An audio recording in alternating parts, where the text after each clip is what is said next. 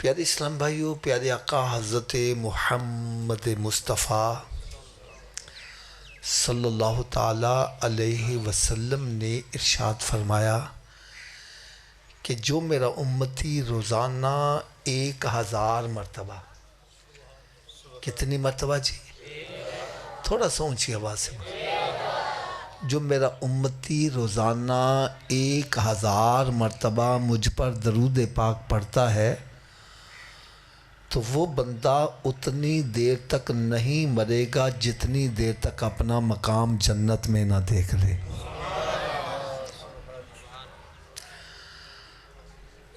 ممکن ہے کہ کسی کے ذہن میں تھوڑی سی پریشانی آ گئی ہو، حافظ صاحب ہم مصروف آدمی ہیں، ہمارے پاس اتنا وقت نہیں کہ ہم روزانہ 1000 مرتبہ درود پاک پڑھ سکیں۔ تو بھائی آؤ، آج میں آپ کو ایک نسخہ ایسا بتلا جاؤں، آپ کا وقت بھی نہ لگے، درود پاک بھی پڑھا جائے۔ وہ نسخہ کیا ہے؟ آپ اپنے گھر سے اپنی ڈیوٹی پہ جاتے ہو، کوئی کاروبار کرتا ہے، کوئی جاب کرتا ہے، یوں سمجھے کہ اس کو اپنی ڈیوٹی پہ پہنچنے میں 1 گھنٹہ لگتا ہے۔ یہ ٹائم تو اس نے دینا ہی دینا ہے، چاہے خاموشی سے طے کر لے، چاہے گانے گنگناتے ہوئے، یا ذہن میں کوئی پراپوگنڈے سوچتا ہوا طے کر لے۔ اگر گھر سے نکلے سب کام چھوڑے میرے آقا پر درود و سلامی پڑھتا جائے، واپس آئے درود و سلامی پڑھتا ہے، سودا لینے جائے درود و سلام پڑھتا جائے، واپس آئے درود و سلامی پڑھتا ہے، رات کو لیٹا ہے نیند نہیں آ رہی، نہ فلمیں ڈرامے دیکھے، نہ ناول ڈائجسٹ پڑھے، میرے آقا صلی اللہ علیہ وسلم پر درود و سلامی پڑھتا جائے۔ اللہ کرے ایسا ہو جائے میں سو جاؤں یا مصطفیٰ کہتے کہتے اور کھلے آنکھ صلی اللہ کہتے کہتے۔ آپ کو میں ایک بڑا ایمان افروز واقعہ سناتا ہوں، بڑا ایمان افروز، کیونکہ یہ ہمارا تربیتی اجتماع ہے تو میں تربیت کے حوالے سے چند باتیں عرض کروں گا۔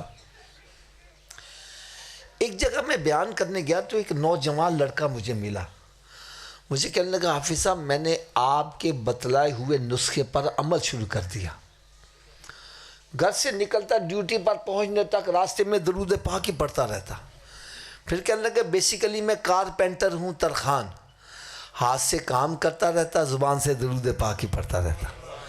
کہنے لگا مجھے درود پاک پڑھنے میں اس قدر لطف آیا کہ میں نے دوست احباب سے مذاق، مسخری، فضول گوئی، وہ گندی باتیں اور لطیفے چھوڑ دیے، وہ وقت بھی درود پاک کو دے دیا۔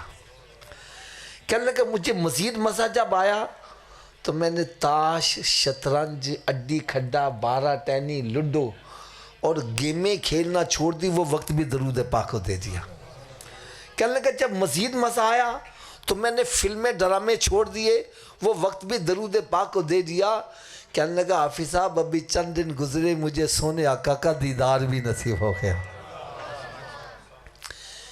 اسی طرح میری اسلامی بہنیں بھی اگر وہ نہیں سن رہی تو آپ ان تک یہ پیغام پہنچائیں، اگر وہ بھی یہ سعادت حاصل کرنا چاہیں تو بڑی آسانی سے کر سکتی ہیں۔ وہ اپنے گھر کے کام کاج ہاتھ سے ہی کرتی ہیں، وہ ہاتھ سے کام کرتی رہیں، زبان سے درود پڑھتی رہیں، میں کہتا ہوں وہ بھی کئی 1000 مرتبہ روزانہ درود پاک پڑھ سکتی۔ ویسے میں آپ سے ایک سوال کرنے لگا ہوں، مجھے الحمدللہ پاکستان اور باہر کے ملکوں میں بھی جانے کا اتفاق ہوتا ہے۔ میں دیکھتا ہوں رات کے وقت جب میں کسی گاؤں دیہات میں جاتا ہوں نا تو رات کے وقت نا ٹریکٹر چل رہا ہوتا ہے اور ٹریکٹر پہ فل والیوم سے میوزک بج رہا، گانے بج رہے ہوتے ہیں۔ آپ کے پتہ نہیں یہاں سسٹم ہے کہ نہیں ہے۔ میں آپ سے ایک سوال کرتا ہوں، جب حل چل رہا ہے، گانے بج رہے ہیں، بیج بویا جا رہا ہے، میوزک بج رہا ہے، فصل کاٹی جا رہی ہے، میوزک بج رہا ہے، آٹا گوندا جا رہا ہے، گانے گائے جا رہے ہیں، روٹی پکائی جا رہی ہے، فلمیں ڈرامے دیکھے جا رہے ہیں، مجھے اپنی ایمانداری سے بتلاؤ म्यूज़िक की जानकार में जो खाना पकेगा वो जिसके पेट में जाएगा उस पर असर क्या करेगा?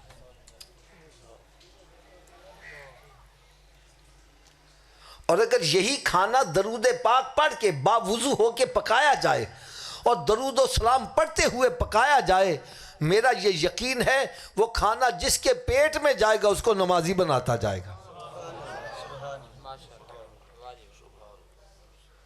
मुझे एक इस्लामी भाई का फ़ोन आया, कहने लगी हाफिज़ साहब मैं परेशान बड़ी हूँ। मैंने कहा बाजी किस वजह से? कहने लगी हाफिज़ साहब मेरे घर में सारे बेनमाजी हैं, मैं डरती हूँ क़यामत के रोज़ इनका क्या बनेगा। अल्लाह करे ऐसी फ़िक्र हमें भी अल्लाह ताला अता फरमा दे। मैंने कहा बाजी काम मैं बतला देता हूँ, नुस्खा मैं बतला, अमल तू कर ले, करम नवाजी रब ताला कर देगा। कहने लगी क्या? मैंने कहा कि तुम बावुज़ू हो के रोटी पकाया करो और जितनी देर रोटी पकाती रहो मेरे आका सल्लल्लाहु अलैहि वसल्लम पर दरूद और सलाम पढ़ती रहा करो।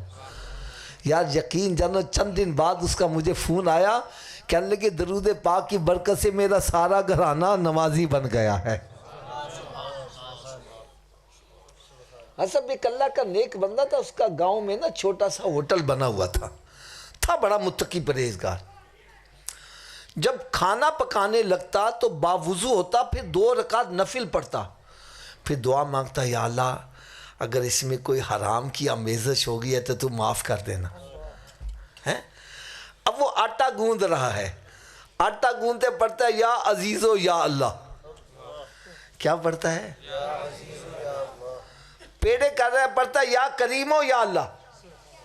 रोटी घड़ रहा है, पढ़ता है या जब्बारो या अल्लाह। और जब रोटी तंदूर में लगाता है हाथ को सेक लगता है तो पढ़ता है अल्लाहुम्मा अजिरना मिनन नार, या अल्लाह हमें दोज़ख की आग से बचा के रखना। और फिर जब सालन पका रहा है दरूद और सलाम पढ़ता जाता है। फरमाते जितने बंदे परमानेंट उससे खाना खाने वाले थे वो खाना खाते खाते अल्लाह के वली बन गया। इसको कहते अंदर बूटी मुश्क मचाया ते जान फुलनते आई हूँ। एक हदीस मुबारक दरूद पाक की और अर्ज़ करके फिर इंशाअल्लाह ताला अपने मौजू की तरफ हम आते हैं।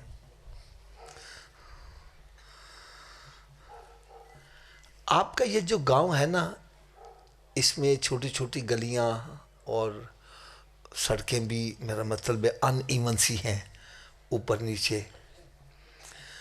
यहाँ का कोई बंदा रहने वाला अगर ज़्यादा अमीर हो जाए, करोड़पति अरबपति हो जाए, या उसके पास ओहदा बड़ा आ जाए, पाकिस्तान का सदर ही बन जाए, फिर वो इस गांव में रहना पसंद, थोड़ा सा ऊंची आवाज़ से बोला, फिर वो किसी बड़ी सोसाइटी में चला जाएगा। फिर एक वक्त आएगा वो गरीब आदमी से मुलाकात करना भी पसंद।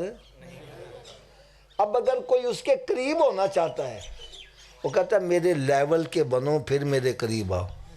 हर बंदा उसके करीब,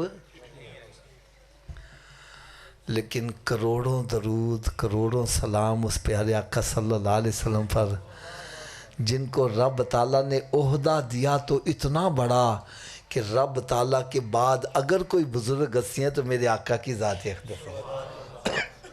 और दौलत दी तो इतनी कि ख़जानों की कुंजियाँ ही अता कर दी। नाराए तकबीर, नाराए तकबीर, नाराए रिसालत, नाराए हैदरी। दौलत भी बड़ी है, ओहदा भी बड़ा है, लेकिन मेरे आका सल्लल्लाहु अलैहि वसल्लम ने ये शर्त नहीं लगाई कि जन्नत में मेरा पड़ोसी बनने के लिए नबूवत का ताज होना चाहिए या बहुत बड़ा जागीरदार सरमायादार होगा फिर वो मेरे करीब होगा। नहीं, शर्त लगाई तो क्या लगाई, यकीन ना तबीयत आपकी खुश हो जाए। फरमाया तुम रंग के काले हो या गोरे हो, غریب ہو یا امیر ہو، بادشاہ ہو یا فقیر ہو، ارے فٹ پاتھ پہ رہنے والے ہو یا تخت و تاج کے مالک ہو، فرمایا اگر جنت میں میرا قرب چاہتے ہو تو سنو، دنیا میں جتنا زیادہ مجھ پر درود پڑھو گے جنت میں اتنا ہی میرے قریب ہوتے چلے جاؤ گے۔ اللہ تعالیٰ سے میں دعا کرتا ہوں اللہ تعالیٰ ہم سب کو کثرت کے ساتھ درود و سلام پڑھنے کی توفیق عطا فرمائے۔ صلو علی الحبیب صلی اللہ تعالیٰ علیہ